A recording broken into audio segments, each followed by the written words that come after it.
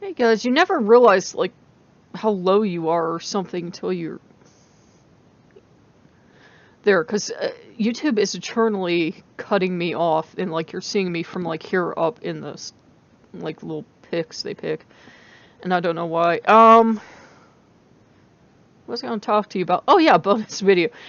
Um, I have been working with Hades recently. And last night was a pretty rough night because Hades, at least in my estimation, is, he's coming in to do some work. And I haven't been comfortable with it.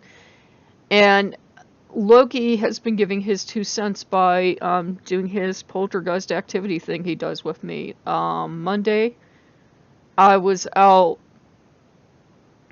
riding the bus, and I'm waiting for the bus coming home, and I hear this stuff behind me.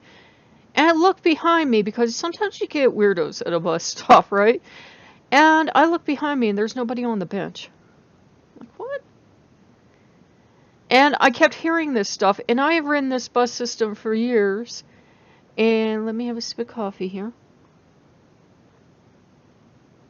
And I have never heard this at this particular bus stop. And of course, the logic part of my mind kicks in. I'm like, well, it's atmospheric pressure. It's something. Don't worry about. But I kept hearing it. And I would even hear like somebody walking behind me in like sneakers or something. And I would like whip my head around just to see who was there, and nothing. And I'm like, okay, this is weird, but maybe I'm tired or stressed out or something. I'm going to completely ignore it. It ain't happening. Yesterday, I'm walking through the park, and again, a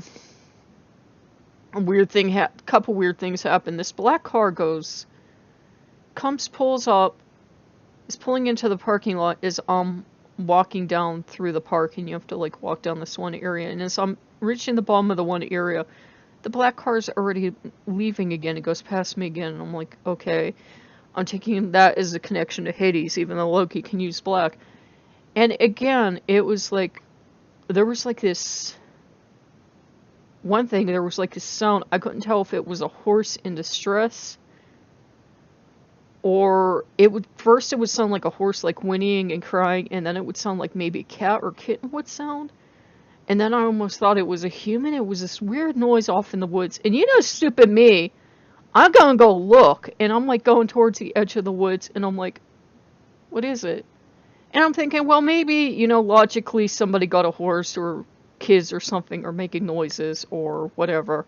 And I did not go in the woods to look because the sound kept changing, and I'm like, animals generally make the same kind of sound whether they're in pain or distress or something. It's going to be the same repeated sound because it's like a call for whatever kind of help. And so that happened. And I'm walking through the park, and this park is empty.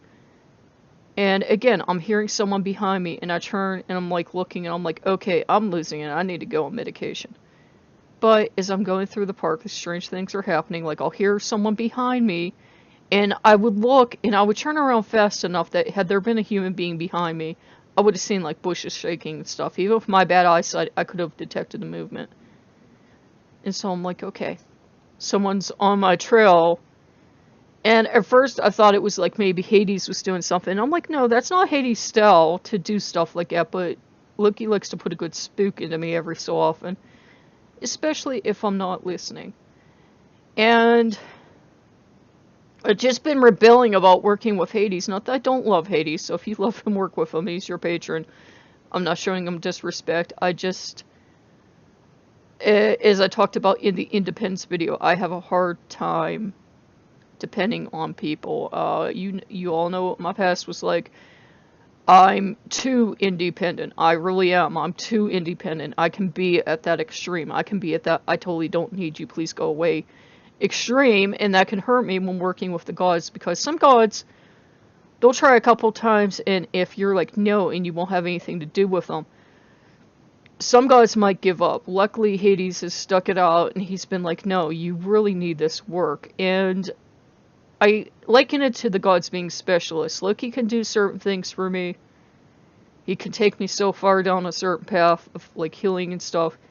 But then he needs Hades to come in because Hades is the expert, and Hades has been kind of unlocking stuff from my past I haven't been really too happy about, but he's the one that can be calm and logical and rational about it, even though he's normally very sweet and loving with me, which I know is not how he's described, but that's how he acts. He can be calm and logical and be a base, where Loki gets a lot more emotional a lot more quickly. Not that Loki isn't capable of being calm and and balanced and supportive, but in this case, Hades is the one that the way we're interacting, it's working a little better. It's not that Loki couldn't do it on his own. He just knows that because of the prior relationship with Hades, and I hadn't imagined it. I thought I had imagined it, but I hadn't imagined it. I can't say which group of gods I was very, very first introduced to as a child. Probably Egyptian or Greek. I'm guessing Egyptian or Greek. Maybe, Roman. I put Greco-Roman kind of together. I'm not out of disrespect, but I have a bad memory for obvious reasons. And I can't always tell which pantheon I'm speaking about, so I try to put them together, not out of disrespect, but just because that's how my brain works. I don't know if the Norse were the first. They probably weren't. And anyhow, I had, when I learned about these pantheons, you get your favorites, and Hades was always my favorite, because nobody liked him, and people were afraid of him, and he ruled the underworld. He is not the god of death. I don't know why people keep saying that. That's Thanatos' job. I know some people say they're the same god, and if they are to you, okay, I respect that, but that's actually not his job to come get you. It's Thanatos' job will get you sometimes, Mercury or Hermes, depending on what name you want to use. He's the one that will come get you, or, one of the sisters will come get you, depending on the type of death. But there are people that fulfill that role, so he's not the quote-unquote Grim Reaper character. Though some people do see him as that. There's, I think, a priest of his on Facebook that portrays him as that sort of Grim Reaper character, which is fine. We all have that different relationship with Hades, and we're all given a different portion if we work with him. So we've been kind of adjusting, because I do like underworld gods, but I do tend to favor more the death god. La Santa, I love her to death. No pun intended, because she is death. She's your personal death. Baron Samedi, I love him because he's that, that death energy. And not in a morbid way. They're very comforting to me. They make me feel safe, and they make me feel warm. But underworld gods, I've never really gotten on well with, famously. Osiris has shown interest, and I've been like, I'm polite. I love him for what he does for people, but it's death itself, the one that brings you over, that I get along more with and I cuddle up to. And the underworld gods themselves, I'm a little cooler towards. But Hades has been absolute champion. I mean, I do love him and respect him. I would not want his job for anything in the world. He has to keep the dead where he keeps them, not out of punishment, but because you really don't want every dead person that ever existed wandering around, interfering in the lives of the living and trying to be alive again, or whatever the grand purpose would be. You don't want that. I think the tale of Fox and Coyote helps us understand his role. Fox and Coyote are brothers, and Fox said, I don't want people to die. I think I've told you this before, but it bears onto this. Fox says, I don't want people to die. People should live forever. Coyote says, no, people have to die. And remember, these are creator brothers. And Fox was very sad, and they would go back and forth on it all the time. And finally, it came to the time where Coyote was going to die. And Coyote says to his brother, because Fox has this power, he says, please, I don't want to die. I don't want to go to the land of the dead. And Fox says, no, you convinced me. You're right, and I was wrong. And so Coyote goes to rule over the land of the dead, and Fox stays with us. And Fox understood there has to be that balance. You could not have everyone that had ever lived still be alive, or the planet would be totally overpopulated. You never want a world without death, because there would be people eternally suffering that we couldn't put them out of their suffering.